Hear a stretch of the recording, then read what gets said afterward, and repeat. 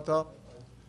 اب ایک اور طریقے سے پارلیمنٹ کو بائی پاس کرنے یا پارلیمنٹ کو بدنام کرنے کی چالاکی کی کوشش کی گئی.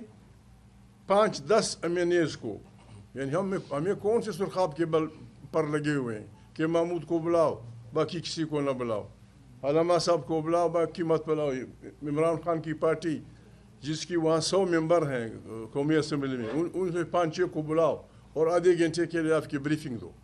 پاکستان کے سخت ترین حالات اس بات کا تقاضا کرتے ہیں کہ ساری پارلیمنٹ کی جوائنٹ میٹنگ کو، ساری جوائنٹ جو ہماری وہ ہوتی ہے جوائنٹ سیشن کو پورے 2 دن دیا جائے، بریفنگ دی جائے. ہر MNA اس پہ بولے، ہر آدمی اس پہ بولے، تاکہ پھر ہم اتنے بچے بھی نہیں ہیں کہ ہم ان کیمرہ میٹنگ کی باتیں پھر لوگوں کو بتائیں گے یا نکالیں گے، لیکن ہم وہاں وہ بات کریں گے جو ہمارا ضمیر کرتا ہے.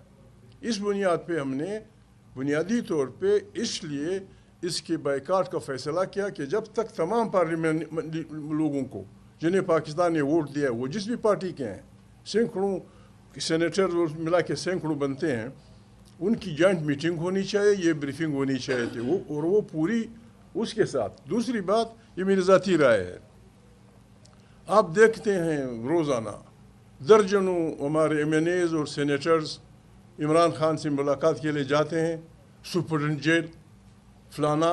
It is against the spirit of the constitution. یہ آئین کی خلاف ورزی ہے. قومی اسمبلی کا ممبر، اگر میں غلط ہوں بیرسٹر صاحب مجھے ٹھیک کر دیں گے، قومی اسمبلی کا ممبر کسی بھی جیل کی انسپیکشن کر سکتا ہے، اس کے اختیارات میں ہے، اس کے پریولیجز میں ہے.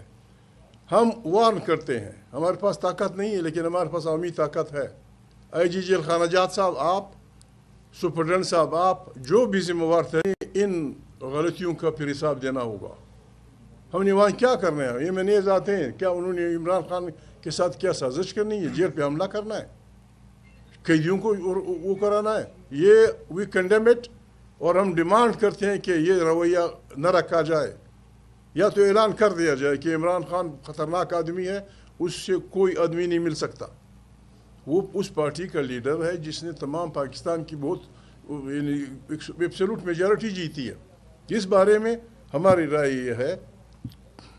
اور تیسری بات یہ ہوگی، ہم اس اللیجیٹمیٹ پارلیمنٹ، اللیجیٹمیٹ وزیر اعظم کی دعوت پہ کیسے جائیں، اور پھر مخصوص 15 لوگ. اس بنیاد پہ ہم نے ریکویسٹ کی اپنے تحریک انصاف کے ساتھیوں کو بھی، دوسروں کو بھی، کہ یہ اصل میں ہمیں پسانے کی وہ ہے کہ بھائی بریفنگ ہو گئی، تحریک انصاف کے یہ کابرین آئے تھے اور تحفظ یعنی پاکستان کی تحریک یہ کابرین آئے تھے، پھر آپ ڈونڈورا پیٹتے رہیں کہ ہم نے اختلاف کیا تھا اور آپریشن ہونے جا رہا ہے. خدا نہ کرے کیا ہوگا، یہ بربادی کا راستہ ہے. وی آسک آور فورسز کہ اس میں جلدی نہ کریں.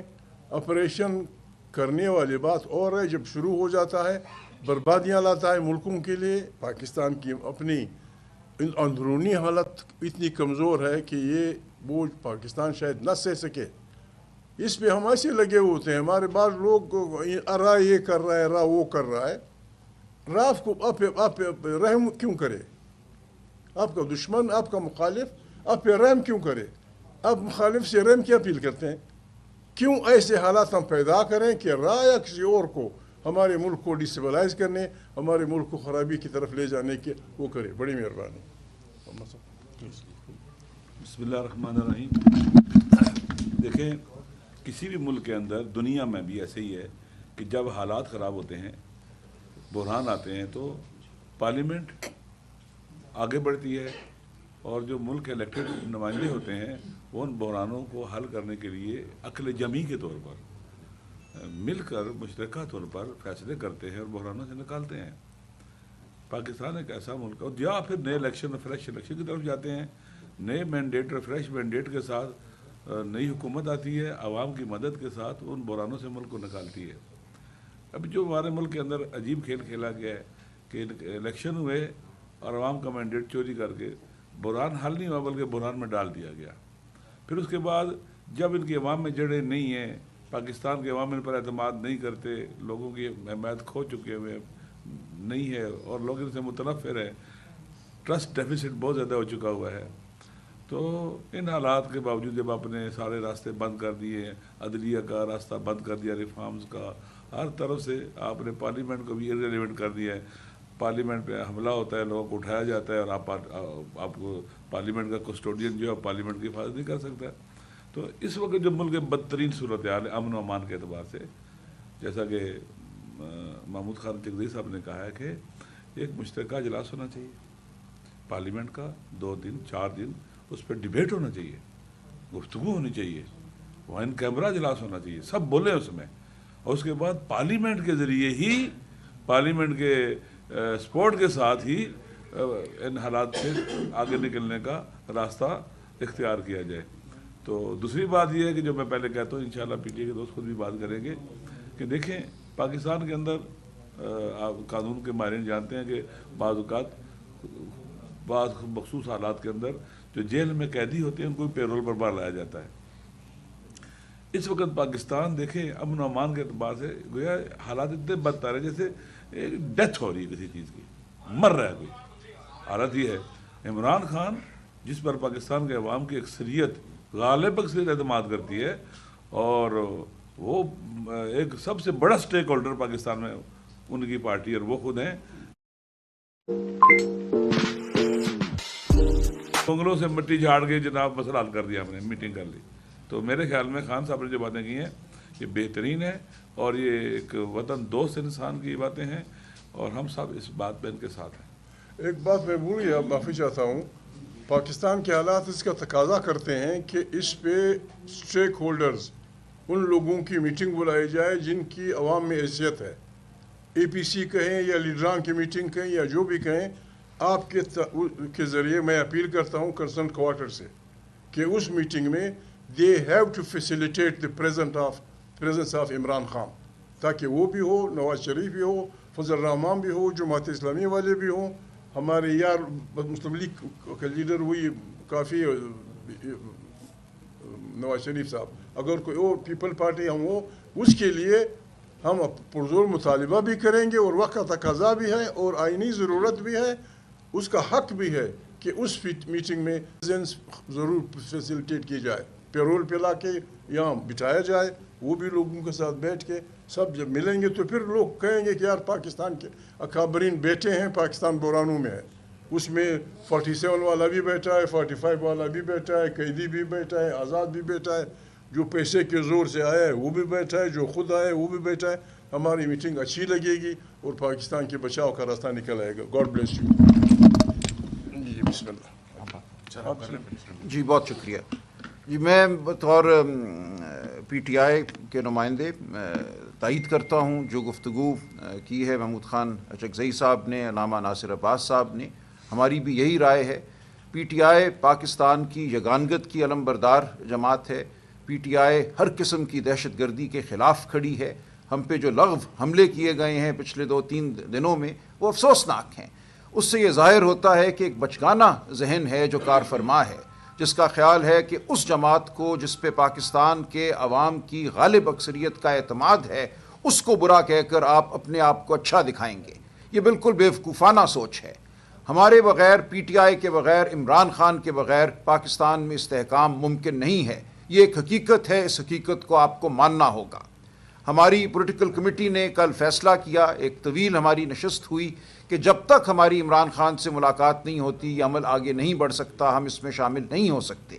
اس لیے آج جو سیکیورٹی کمیٹی کی میٹنگ بلائی گئی ہے اس میں ہم شامل نہیں ہوں گے، تاہم علی امین گنڈا پور صاحب بطور وزیر اعلیٰ خیبر پختونخوا اس حیثیت میں وہ اس میں شامل ہوں گے اور اپنا موقف سامنے رکھیں گے. ہمارا موقف یہ ہے کہ کوئی ملٹری آپریشن بذات خود کسی مسئلے کا حل نہیں ہے. ٹھیک ہے جی، اور یہ بالکل ہے کہ اگر آپ کے سامنے ایک شخص بندوق اٹھا کے کھڑا ہے تو آپ بھی اس کا مقابلہ بندوق سے کریں گے، اس حد تک تو آپ نے ملٹری آپریشن کرنا ہے. لیکن اگر کوئی یہ سمجھتا ہے کہ خون بہا کر، مار دھاڑ کر کے، لوگوں کو خوف زدہ کر کے آپ اس مسئلے کا حل نکال لیں گے تو یہ نہیں ہوگا. ہمیں جو اطلاعات آ رہی ہیں، جو چہمگوئیاں ہو رہی ہیں، جو سرگوشیاں ہو رہی ہیں، اس میں یہ بھی شامل ہے کہ برادر اسلامی ملک میں بھی کوئی کائنیٹک ایکشن کرنے کا ارادہ ہے. تو ہم ایسے کسی عمل کا حصہ ہرگز نہیں بننا چاہیں گے۔ ہم نہیں سمجھتے کہ ایک بند کمرے میں چھوٹی کمیٹی کو بٹھا کر اس پر اپنے فیصلے نافذ کر کے آپ پاکستان کو فلاح کی جانب لے جا سکتے ہیں۔ بالکل ٹھیک کہا دونوں اکابرین نے، ایک بہت بڑی گفتگو کی ضرورت ہے، جوائنٹ سیشن ہو جو کئی دنوں پر مشتمل ہو، ہر خطے کے، خیبر پختونخوا کے ہر خطے کے، بلوچستان کے ہر خطے کے لوگ وہاں آئیں، بات کریں، اور اس سے بڑھ کر ہم سمجھتے ہیں ایک قومی جرگہ ہونا چاہیے جس میں وہ لوگ جن کو آپ نے پارلیمان میں نہیں آنے دیا، جو کہ حقیقی نمائندے ہیں عوام کے، وہ آئیں، دانشور آئیں، لوگ جو اس خطے کو سمجھتے ہیں وہ آئیں۔ دیکھیں اس معاملے کا حل صرف گولی بارود سے، میزائل سے نہیں ہوگا، آپ کو چین کو شاید شامل کرنا پڑے، بہت سے ممالک ہیں علاقائی جن کے افغانستان میں انٹرسٹ ہیں، جو اثر رسوخ رکھتے ہیں، وہاں سرمایہ کاری کر رہے ہیں۔ ہمیں اس پورے خطے کو معاشی اور سماجی اور سیاسی میں سمجھتا ہوں بحالی کی جانب لے کر جانا ہے، یہاں جمہوریت بھی ہو، یہاں معیشت بھی ٹھیک ہو، جو وسائل ہیں بلوچستان کے ان کا فائدہ بلوچ عوام کو ہو، یہ سب کچھ ہم کر سکتے ہیں۔ 77 سال سے ہم نے یہ نہیں کیا، ہم نے بلوچ عوام کے ساتھ وہ گفتگو نہیں کی جو ہونی چاہیے تھی۔ تو اب وقت ہے گفتگو کا، صرف گولے بارود کا وقت نہیں ہے۔ جو اس وقت تیور دکھائے جا رہے ہیں کہ ہم ایک ملٹری آپریشن کے ذریعے سب ٹھیک کر دیں گے، یہ ہم پہلے بھی سن چکے ہیں۔ یہ ہر دہائی میں ہم نے بلوچستان میں کوئی نہ کوئی کارروائی کی ہے، فائٹر گن شپس بھیجے ہیں اور وہاں لوگوں کو ہم نے مارا ہے، لیکن مسئلہ حل نہیں ہوا۔ تو ہم یہ التجا کرتے ہیں کہ عمران خان کو پیرول پہ رہا کیا جائے، اس تمام عمل میں شامل کیا جائے، ہماری فی الفور عمران خان سے ملاقات کرائی جائے۔ عمر ایوب صاحب نے کل ایک خط لکھا ہے اسپیکر کو جس میں یہ تمام بات واضح کر دی ہے ہمارا جو موقف ہے۔ ہم نے ایک کمیٹی ضرور تشکیل دی تھی، لیکن ہماری سوچ بالکل اب واضح ہے۔